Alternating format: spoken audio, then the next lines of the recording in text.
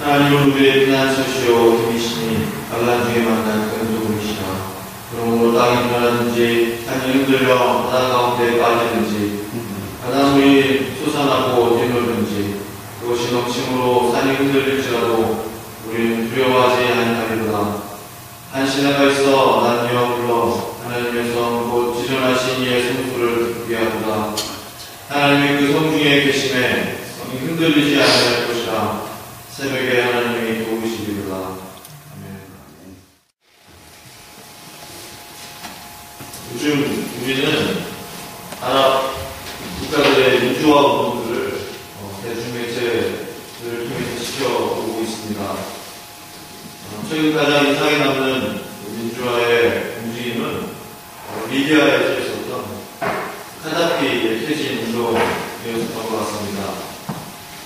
1969년에 사관학교 동료들과 함께 리비아의 쿠데타를 일으켰습니다. 그 오랜 왕정 정치를 무너뜨리고 권력을 잡게 되었죠. 27살 리비아의 국가 원수가 된 이후에 42년간의 독재 정치를 하면서 수만 명의 민중을 학살하고 국제적 테러 단체들을 도우며 실제 미국을 대항해서 미국들이 다니는 그러한 업소들을 지목해서 테러를 지시했던, 그래서 많은 미국들이 실제로 죽임을 당했던 그런 일들을 자행했던 사람이었습니다. 그는 1977년에 헌법을 폐지하고 의회를 해산하는 극단적인 독재자의 행로를 걷게 되었습니다. 이 부분은 그린북이라는 아랍 민족주의를 바탕으로 하는 자신만의 법을 만들어 놓고서 리비아를 통치했었습니다. 소유회사와 같은 국가 주요 회사들을 자신의 자녀들에게 나누어 주면서 7남 1녀의 자녀들이 있었는데 그 자녀들이 다 국가의 회사들을 장악했습니다. 그러면서 부정축제를 일삼았던 그런 인물이었습니다. 국민의 세금과 국가의 재정을 흥청망청 낭비게 했던, 또한 그에게는 전혀 관심이 없었던 그런 지도자였습니다. 얼마 전에는 시민과 도움에 그의 쫓기는 신세로 있다가 자신의 고향 땅 어느 배수로 밑에서 시민군에 의해 발각된 이후에 자신의 최후를 맞이하게 되었습니다. 그의 인생을 보면서 결국 사람에게, 그리고 하나님 앞에서 범죄한 사람은 하나님의 심판을 피할 수 없음을 발견하게 되었습니다. 또한 악의 씨앗을 심은 사람의 최후가 어떠한지를 똑똑히 보게 되었죠. 하나님은 진정 모든 인생들을 심판하시는 심판자이십니다. 그가 하나님 앞에 심은 우리의 현실대로 그분은 갚아주시는 분이시죠. 우리가 오늘 심은 대로 내일 거두고, 현재 심은 대로 미래에 거두고, 우리가 많이 심으면 많이 거두고, 적게 심으면 적게 거두는 것이 바로 우리 인생의 그런 추수의 원리라고 생각합니다. 그래서 우리 모든 인간은 하나님 앞에서의 영적인 심는 자들이라는 생각이 듭니다. 마치 우리 마음으로 사용할 수 있는 어떠한 씨앗들을 가지고 있는 것 같습니다. 심는 것에 대해서는 제한이 없지만 그 결과에 대해서는 심는 자 스스로가 책임을 질 수밖에 없는 것이죠. 그 씨앗은 같이 중립적인 것이어서 우리가 어떤 마음을 가지고 심느냐에 따라 그 열매가 판이하게 달라지게 됩니다. 말과 행동이라는 하나님이 주신 이 같이 중립적인 그 삶의 씨앗들이 선한 목적으로 심겨지면 그 한 사람의 말과 행동을 통해서 많은 열매를 맺게 됩니다. 그 열매를 통해 수천 명 혹은 수십만 명이 그 열매를 누리게 되는 것이죠. 그러나 그 말과 선행을 잘못 심게 된 한 사람을 통해서는 수만 명, 수십만 명이 그 피해를 보게 되는 경우가 많이 있는 것입니다. 또 한 가지 중요한 사실은 아무것도 심지 않는 사람은 이 세상에 전혀 없다는 것입니다. 우리는 각자에게 주어진 인생의 많은 시간 동안 무엇인가를 심고 있습니다. 이 새벽 시간에 기도에 씨앗을 심고 있는 것이죠. 하나님과 같이 악한 사람은 끊임없이 악의 씨앗을 뿌렸습니다. 종국에 가서는 처참한 치료를 맞이하게 되는 것입니다. 한경진 목사님이나 하영준 목사님 같은 분들은 끊임없이 생명의 씨앗을 뿌렸습니다. 그렇기 때문에 수십만 명이 그 생명의 열매들을 누리고 있는 것입니다. 이 씨앗을 심는 자의 우리는 사실 하나님의 공의로우심을 더욱 빛나게 합니다. 이 하나님의 공의로움은 절대 변하지 않는 하나님의 성품 중에 하나입니다. 하나님의 사람 때문에 공의가 약해지는 것이 아닙니다. 하나님의 사람 없어진 것도 아닙니다. 다른 동안의 빛과 어둠이 항상 존재하는 것과 같이 하나님의 공의로움은 씨앗을 심는 인생들 가운데 언제나 그 빛을 들어가게 되어 있습니다. 하나님의 공의가 중요한 이유는 무엇인가요? 우선 억울한 자와 압제당하는 자들을 구원해 주시는 중요한 근거가 되기 때문입니다. 오늘 본문 9절의 말씀과 같이 여호와는 압제당한 자의 요새시오 환난 때의 요새시오. 12절의 말씀도요. 피 흘림을 신문하시는 이가 그들을 기억하시며 가난한 자의 부르심을 잊지 아니하시리라. 그렇습니다. 하나님은 억울한 자와 고통받는 자들을 구원하시는 구원의 하나님이십니다. 우리의 피할 요새가 되어주시며 피할 다리가 되어주시는 분이십니다. 하나님의 공의의 손길이 임할 때 그분은 정직한 자, 의로운 자를 변호해 주시는 분이 되시는 것입니다. 그렇게 가만히 있다고 해서 하나님의 공의의 손길이 임하는 것이 아닙니다. 하나님의 도우심과 하나님의 공의의 손길이 우리 가운데 있게 하기 위해서 다시 하나님을 찾아야 10절의 말씀과 같이 주를 찾는 자들을 버리지 아니하신다 라고 말씀하고 계십니다. 11절의 말씀과 같이 부르짖는 자들을 하나님이 기억하신다 라고 말씀하고 계십니다. 다윗이 하나님께 평생에 들었던 기도의 제목이 무엇이었습니까? 바로 하나님의 공의로움을 사람들에게 나타내달라는 것이었습니다. 하나님의 공의로운 심판으로 악한 자들을 멸하게 해달라는 그런 기도였습니다. 사울과 그 악한 자들이 이 땅에서 없어지게 해달라는 그런 단절한 부르짖음이었습니다. 그 또한 그렇게 기도할 수 있었던 이유는 그러한 사람들과 함께 애썼기 때문이었습니다.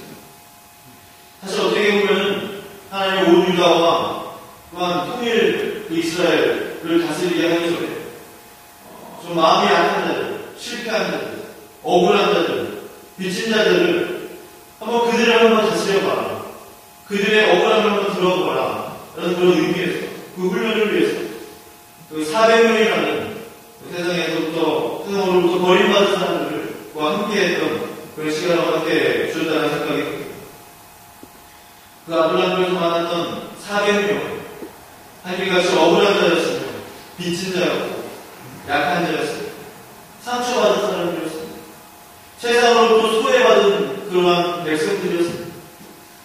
다윗은 먼저 온전한 온 이스라엘과 유다 사람들을 다스리기 전에 그 400명이라는 마음이 약한 자들을 한번 다스려봐라는 그러한 하나님의 은혜를 경험하게 되었습니다. 400명이라는 사람들의 그 눈물의 사연들을 다윗은 똑똑히 두고 보았을 것입니다. 그리고 그들을 위해서 내가 도와줄 것이 없을까 라는 그런 마음을 갖게 되었을 것입니다. 하나님의 공의로움에 대해서 생각해 보았을 것입니다. 저들의 탄식과 아픔을 다윗은 끌어안았을 것입니다. 위로했을 것입니다. 그럴 수도 있었기 때문에 다윗은 400명이라는 상처받은 사람들을 자신의 사람들로 만들 수 있었을 것입니다. 하나님의 공의는 그래서 눈물 흘리는 자들의 손수건이 되시는 것입니다. 다윗은 하나님의 공의를 배웠던 사람이었습니다. 하나님의 공의가 저들이 이랬으면 하는 간절한 마음이 있었습니다. 억울하게 고통당하는 사람들에게 하나님의 공의가 필요하다는 생각을 그는 간절히 했을 것입니다. 그런 마음이 다윗 가운데 있었기 때문에 오늘 10편 9편이 있었다고 생각이 듭니다. 또 하나님의 공의는 서두에서 말씀드린 것 같이 악한 자들의 행실을 심판하시기 위해 반드시 필요한 것입니다. 악한 제자들을 위해서 또 잘못된 그러한 정치인들로 인해서 소수들로 인해서 얼마나 많은 사람들이 생명을 잃었는지 이루 다 말로 다 할 수 없습니다. 다 아시는 것과 같이 휘둘러가는 사람은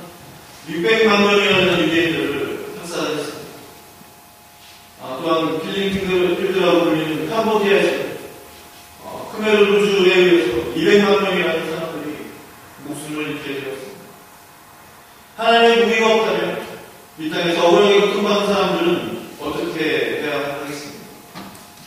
하나님의 공의로운 심판이 반드시 저들에게 있어야 할 것입니다. 따라서 하나님의 공의는 악한 자들을 다스리시는 하나님의 칼이 될 것입니다. 무엇보다도 그러나 중요한 것은 지금 이 순간에 중국과 북한의 기독교인들이 예수를 믿는다는 이유로 핍박을 받고 있다는 이 사실을 우리가 알아야 한다는 것입니다. 고 김사무엘 선교사님의 책 왕의 초대에는 다음과 같은 내용이 나오고 있습니다. 선교사님이 중국에서 사역할 때 일이었습니다. 집회가 끝나고 그들 가운데 한 사람이 상담을 청해왔다. 젊은 자매였는데 통역하는 사람과 한 뷰팅에 앉아 함께 얘기를 시작했다. 자매는 흑룡강성에서 전도를 하다 공화원에게 잡혔다고 했다. 그리고 공화원들에게 끌려가 감옥에 갇혀 죽도록 맞다가 기절했고 다시 갇혔다고 합니다. 정신이 든 자매가 일어나 찬양하면 그들은 다시 끌어다 죽도록 두들겨 패기를 반복했다. 그러더니 나중에는 정말 죽지 않을 만큼만 두들겨 패고 감옥 밖으로 던져버렸다고 했다. 지나가는 사람들의 도움을 받고 간신히 살아난 자매가 지도자 집회에 오게 되었는데 그곳으로 오기 며칠 전에 공항국에서 다시 오라는 통지가 나왔다고. 그래서 그 자매는 통지서를 쥐고 집회 시간 내내 하나님께 기도했다고. 목사님, 거기서 맺었던 기억을 떠올리면 저도 모르게 시각을 도저히 갈 엄두가 나지 않는데 어디서 오는지 주님께서는 제게 자꾸 흑룡강성으로 도로 들어가라고 말씀하십니다. 어떻게 하면 좋을까요? 저를 위해서 기도해 주세요. 그녀의 참다른 현실을 듣자 나 자신도 무엇나 딱히 도움이 될 만한 해줄 말이 없었다. 그저 함께 손을 맞잡고 흐느껴 올 수밖에 없었다. 그러면서 나는 생각했다. 하나님, 왜 똑같은 당신의 중인데 이 자매를 이토록 고생시키시고 저는 이렇게 편하게 당신을 믿게 하십니까? 그래서 하나님께서 말씀하셨다. 그 자매의 상이 너보다 훨씬 있다. 그 자매의 상이 너보다 훨씬 있다. 나는 순간 새로운 깨달음을 얻게 되었다. 지금 그 자매가 처한 현실이 안타깝게 그지없지만 그 영혼이 얼마나 부유한지 두렵고 부러워해야 할 처지라는 것을 나는 깨닫게 되었다. 그렇습니다. 하나님의 공의가 임하는 날, 하나님의 공의로운 손수건이 그 자매님 가운데 임하는 날, 그 자매는 이 땅에 대한 모든 눈물이 붓해지고 기쁨과 감사와 평안이 넘칠 것입니다. 하나님의 크신 축복과 상급이 그 자매에게 임할 것입니다. 하나님 말씀하실 것입니다. 잘하였다. 착하고 순선된 주마. 잘 참아주었어. 내가 나로 인해 고난받았구나. 고맙다. 이제 영원토록 나와 함께 안식을 주시오. 나는 주님의 음성을 듣는 날, 그 자매는 기뻐 뛰며 하나님을 찬양할 것입니다. 말씀을 마무리하기를 원합니다. 사람이 이 땅에서 무엇이 힘든지 그대로 거두겠다라고 말씀하시는 하나님 앞에 우리는 지금 무엇을 심고 있습니까? 하나님의 공의로운 심판이 지금 나에게 임한다면 우리는 자신에게 그분의 얼굴을 바라볼 수 있겠습니다. 하나님의 자녀인 우리들은 마땅히 기도를 심어야 할 줄 알고 있습니다. 마땅히 전도와 복음의 씨앗을 심어야 할 줄 알고 있습니다. 또한 사랑의 구제의 씨앗들을 온 세상 사람들에게 심어야 할 줄 알고 있습니다. 그래서 하나님의 공의가 우리 인생들에게 임하는 주말, 잘하였더라, 착하고 충성된 주말, 라는 칭찬을 들으시는 그 모든 성도님들이 되시기를 주님의 이름으로 축복합니다. 수고하셨습니다. 하나님 아버지, 그렇습니다. 하나님의 공의로움 때문에 눈물을 흘리는 자들, 고통받는 자들이 희망을 가질 수 있게 된 것을 봅니다. 하나님의 공의로움이 반드시 있어야 하기에 우리가 그 세상 사람들의 악을 행했던 자들, 또한 무고한 생명을 희생시켰던 그 자들의 심판을 받게 되는 줄로 믿습니다. 우리 하나님의 공의로운 성품 앞에서 우리가 무엇을 심고 있습니까? 우리가 어떠한 씨앗들을 지금 심어가고 있습니까? 우리가 기도의 씨앗을 심고, 구제의 씨앗을 심고, 복음의 씨앗을 심기를 원합니다. 하나님 앞에 정말 잘 칭찬받는 그런 모든 믿음의 자녀들이 되기를 원합니다. 은혜가 이 새벽에 있게 하여 주시옵소서. 감사드리며 예수님의 이름으로 기도하였습니다.